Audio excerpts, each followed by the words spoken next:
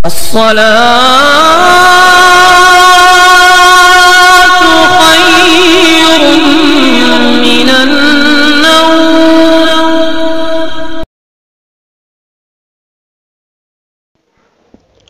السلام علیکم ورحمۃ اللہ وبرکاتہ. الصلاۃ والسلام علیک یا رسول اللہ، الصلاۃ والسلام علیک یا حبیب اللہ، الصلاۃ والسلام علیک یا خیر خلق اللہ صلی اللہ تعالی علیہ وسلم. حضرت دہیا کلبی رضی اللہ تعالی عنہ نہایت خوبصورت تھے. تفسیر نگار لکھتے ہیں کہ آپ کا حسن اس قدر تھا کہ عرب کی عورتیں دروازوں کے پیچھے کھڑے ہو کر یعنی چھپ کر حضرت دہیا کلبی رضی اللہ تعالی عنہ کو دیکھا کرتی تھی، لیکن اس وقت آپ مسلمان نہیں ہوئے تھے. ایک دن سرور کونین تاجدار مدینہ حضرت محمد مصطفیٰ صلی اللہ تعالی علیہ وسلم کی نظر حضرت دہیا کلبی پر پڑی.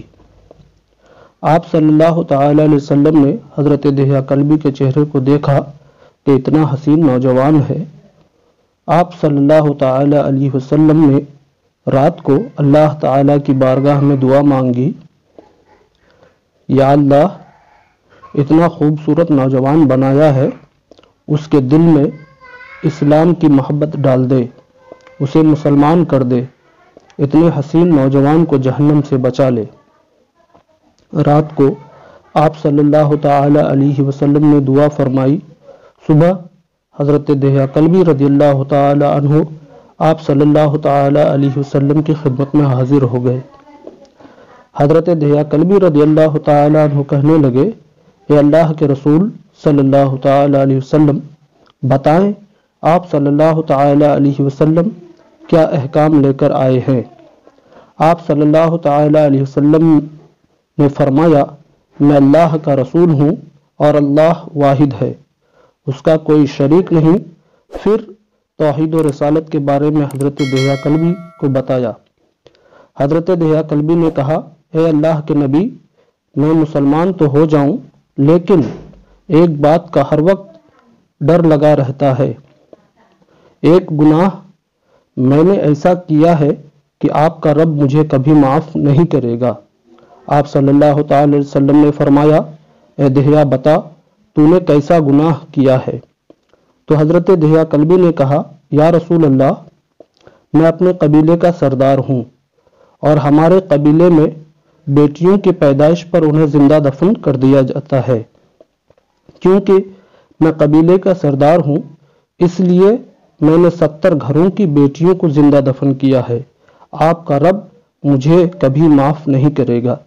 اسی وقت حضرت جبریل امین علیہ السلام حاضر خدمت ہوئے اور عرض کیا، یا رسول اللہ صلی اللہ تعالی علیہ وسلم، اللہ رب العزت آپ کو سلام کہتا ہے اور آپ سے فرماتا ہے کہ آپ اسے کہہ دیں کہ اب تک جو گناہ ہو گیا وہ ہو گیا، اس کے بعد ایسا گناہ کبھی نہ کرنا، ہم نے معاف کر دیا. حضرت دہیا کلبی رضی اللہ تعالی عنہ آپ کی زبان سے یہ باتیں سن کر رونے لگے. آپ صلی اللہ تعالی علیہ وسلم نے فرمایا، اے دہیا اب کیوں رو رہے ہو؟ حضرت دہیا کلبی عرض کرنے لگے، یا رسول اللہ، میرا ایک گناہ اور بھی ہے جسے آپ کا رب مجھے کبھی معاف نہیں کرے گا. آپ صلی اللہ تعالی علیہ وسلم نے فرمایا، دہیا کیسا گناہ؟ ذرا مجھے بھی بتاؤ. حضرت دہیا کلبی عرض کرنے لگے، یا رسول اللہ، میری بیوی حاملہ تھی اور مجھے کسی کام کی غرض سے دوسرے ملک جانا تھا. میں نے جاتے ہوئے بیوی کو کہا کہ اگر بیٹا ہوا تو اس کی پرورش کرنا اور اگر بیٹی ہوئی تو اسے زندہ دفن کر دینا. حضرت دہیا کلبی روتے جا رہے ہیں اور واقعہ سناتے جا رہے ہیں. میں بہت عرصہ بعد گھر واپس آیا اور دروازے پر دستک دی. اتنے میں ایک چھوٹی سی بچی نے دروازہ کھولا اور پوچھا، کون؟ میں نے کہا، تم کون ہو؟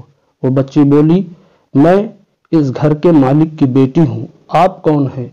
دہیا فرمانے لگے، یا رسول اللہ صلی اللہ تعالی علیہ وسلم، میرے منہ سے نکل گیا، اگر تم بیٹی ہو اس گھر کے مالک کی تو میں مالک ہوں اس گھر کا۔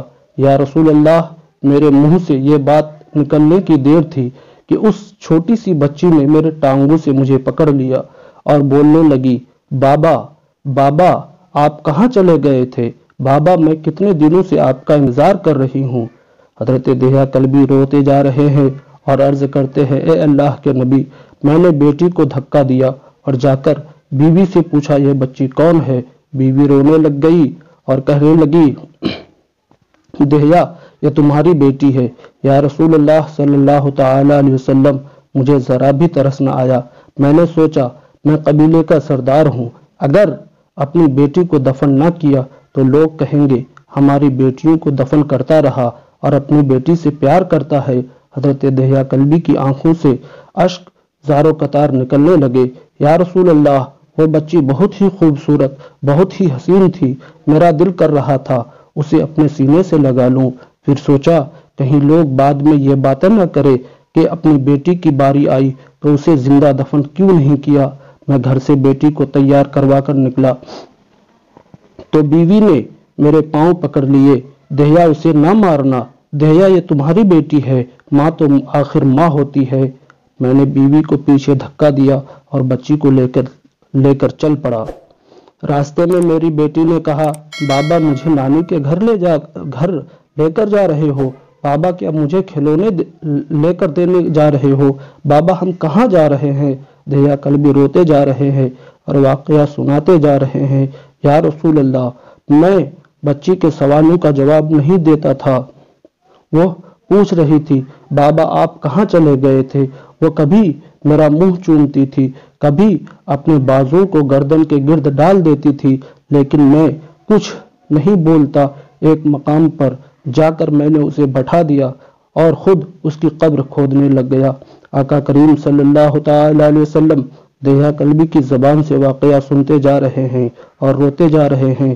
دہیا کلبی عرض کرنے لگے، یا رسول اللہ صلی اللہ تعالی علیہ وسلم، میری بیٹی نے جب دیکھا کہ میرا باپ سخت دھوپ میں کام کر رہا ہے تو اٹھ کر میرے پاس آئی، اپنے گلے میں جو چھوٹا سا دوپٹہ تھا وہ اتار کر میرے چہرے سے ریت صاف کرتے ہوئے کہہ رہی تھی کہ بابا دھوپ میں کیوں کام کر رہے ہیں، چھاؤں میں آ جائیں۔ بابا کیوں کھود رہے ہیں؟ بابا گرمی ہے، چھاؤں میں آ جائے۔ اور ساتھ ہی ساتھ میرا پسینہ اور مٹی بھی صاف کر رہی تھی، لیکن مجھے ذرا بھی ترس نہ آیا۔